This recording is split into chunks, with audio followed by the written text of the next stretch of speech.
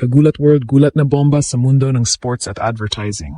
Hindi pa man natatapos ang ingay ng kanyang makasaysayang quarterfinals run sa Dubai WTA 1000. Muling yanig ni Alexandra Alex Ala ang social media matapos ilabas ang teaser ng kanyang pinakabagong Milo endorsement. Ang shock factor? Sa teaser, ipinakita si Alex bilang ang new champion, isang titulong nagpaalab sa damdamin ng libo-libong fans. Mula sa pagiging giant slayer sa tennis court, ngayon ay isa na siyang ganap na brand magnet na nagpagulat sa mga corporate giants tulad ng Nestle. Ang kanyang marketability ay opisyal nang nag-skyrocket. Mula sa pagpapatumba ng mga Grand Slam champions, ngayon ay bida na siya sa bawat telebisyon at billboard. Ngunit sa likod ng kinang ng commercial, may conflict explode. Ang matinding career grind laban sa national spotlight. Fresh mula sa kanyang masakit ngunit palaban na pagkatalo kay Coco Gauff, nahaharap si Alex sa pressure ng rising fame. Paano niya pagsasabayin ang endless training at ang kaniyang responsibilidad bilang bagong national icon? Sa teaser, kitang-kita ang authentic na emosyon, ang kaniyang fierce determination habang humahampas ng aces, sabay higop ng Milo na sumisimbolo sa Pinoy resilience. Ang online reactions ay sadyang wild. Ramdam ng fans ang chills sa empowering message ni Alex na nagpapatunay na ang tagumpay ay para sa mga batang hindi sumusuko. Ano kaya ang kabuuan ng full ad reveal? At totoo nga bang ang endorsement na ito ang magbubukas ng pinto para sa mga multi-million deals mula sa Nike at iba pang international brands? Huwag aalis dahil hihimayin natin kung paano binabago ni Alex ang laro ng Pinoy Pride. Hindi na lang raketa ang hawak ni Alexandra Ayala ngayon. Hawak na rin niya ang atensyon ng buong mundo ng matapos ang kanyang fairy tale run sa Dubai Duty-Free Tennis Championships, kung saan pinatunayan niya ang kanyang underdog grit laban sa mga world top 10 players. Ang kaniyang pangalan ay naging katumbas na ng tagumpay. Ang kaniyang WTA Top 40 status ay hindi lang numero. Ito ay naging pasaporte niya para maging isang global icon. Ang paglabas ng kaniyang Milo teaser ay isang viral sensation na nagpakita na ang 20 anyos na sensation ay hindi lang court conqueror, kundi isang commercial powerhouse. Ang authentic na kwento ni Alex, mula sa mga kalsada ng Manila hanggang sa prestiyosong Rafa Nadal Academy, ang naging susi kaya siya naging brand magnet. Sa teaser ad, ipinakita ang kanyang transition mula sa isang batang nangangarap hanggang sa pagiging isang new champion na humaharap sa dambuhalang pressure. Ito ang heroic stand na hinahanap ng mga brands, isang atletang may puso, galing at hindi matatawarang disiplina. Ang kaniyang market value ay tumaas ng husto dahil sa kaniyang mag-attract ng full capacity crowds kahit saang bansa siya maglaro. Sa Dubai pa lang, nakita natin ang Beatlemania-like na suporta ng mga Pinoy at ito ang gold mine na nakita ng Nestle Milo.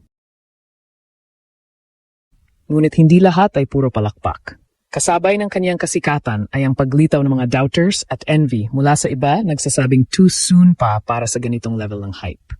Pero para kay Alex, ang kaniyang sagot ay laging nasa court. Ang kaniyang global ripple ay ramdam na. Ayon sa mga analysts, ang Milo deal na ito ay simula pa lang. Dahil sa kaniyang ties kay Rafa Nadal at kaniyang kabi-kabilang upset sa WTA, posibleng maglaan si Alex ng mga multi-million-dollar deals sa international brands na dati ay para lang sa mga sikat na American o European players. Si Alex ang trailblazer na nagpapatunay na ang Asian representation sa global ads ay buhay na buhay. Ang kaniyang determinasyon ay hindi lang para sa sarili, kundi para sa Philippine tennis demographic. Dahil sa kanyang Milo ad, inaasahang lalong tataas ang enrollment ng mga bata sa tennis clinics sa bansa. Ito ang tunay na legacy building. Hindi lang sa mga tropeo, kundi sa inspirasyon na ibinibigay niya sa susunod na henerasyon. Ang bawat sip ng Milo at bawat smash ng ace sa ad ay simbolo ng pangarap ng bawat batang Pilipino na kayang-kayang abutin ng bituin, basta't may tiyaga at tamang nutrisyon. Sa ikalawang bahagi ng kanyang pagsabog sa mainstream media, tatalakayin natin ang mas malalim na epekto ng kanyang pagiging Milo New Champion. Ang teaser na ito ay hindi lang basta promo ng chocolate drink. Ito ay isang declaration of war laban sa mga limitasyon ng atletang Pilipino.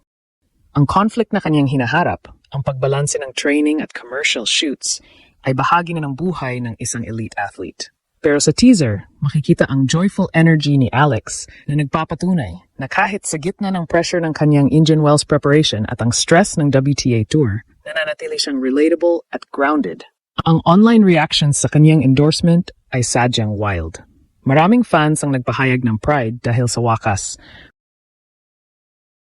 mayroon ng tennis player na naging mukha ng isang iconic brand na dati ay puro basketball o volleyball stars lang ang bida. Ang kanyang Pinoy Pride surge ay buhay na buhay. Mula sa doubt shadows ng kanyang mga nakaraang pagkatalo, ngayon ay nasa shining hope stage na siya ng kanyang career. Ang kanyang journey ay nagpapaalala sa atin na ang tagumpay ay hindi isang tuwid na linya, kundi isang serye ng heartbreaks and triumphs.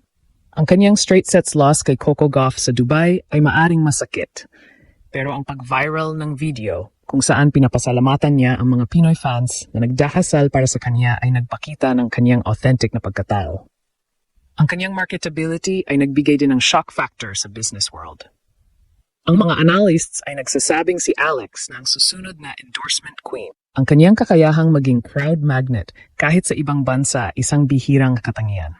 Sa katunayan, ang viral clips ng kanyang mga waiting fans ay naging ebidensya para sa mga corporate giants na si Alex ay isang safe and high-return investment. Ang kanyang storya mula sa underdog to endorser ay nagbibigay ng bagong benchmark para sa kultura ng sports sa Pilipinas. Sa darating na full ad reveal, inaasahan na lalong tataas ang hype at value ni Alex.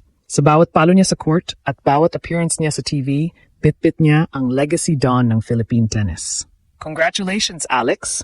Dahil sa iyo, ang pangarap ng bawat Pilipino na makilala sa world stage ay hindi na lang basta pangarap. Ito ay katotohanan na. Ang 2026 ay taon ni Alex Ala at ang buong mundo ay nakatutok sa kaniyang bawat galaw, mapa tennis court man o mapa commercial break. Gaano nga ba kalaki ang kontratang inalok ng Milo para makuha ang serbisyo ng ating tennis queen? At sino ang susunod na international brand na pipirma kay Alex matapos ang kaniyang inaasahang tagumpay sa Indian Wells? Huwag kukurap dahil ang Ala expansion ay nagsisimula pa lang. Bilang pagtatapos, ang paghirang kay Alexandra Ala bilang bagong Milo champion ay hindi lang basta isang business deal. Ito ay isang historic validation ng kanyang global icon status. Mula sa kanyang matinding court grind sa WTA hanggang sa kanyang pagsabog sa mainstream media, pinatunayan ni Alex na ang kanyang marketability ay kasing bangis ng kanyang forehand winners.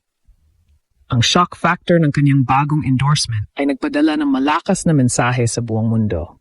Ang atletang Pilipino ay hindi na lang basta underdog, kundi mga world-class brand magnets.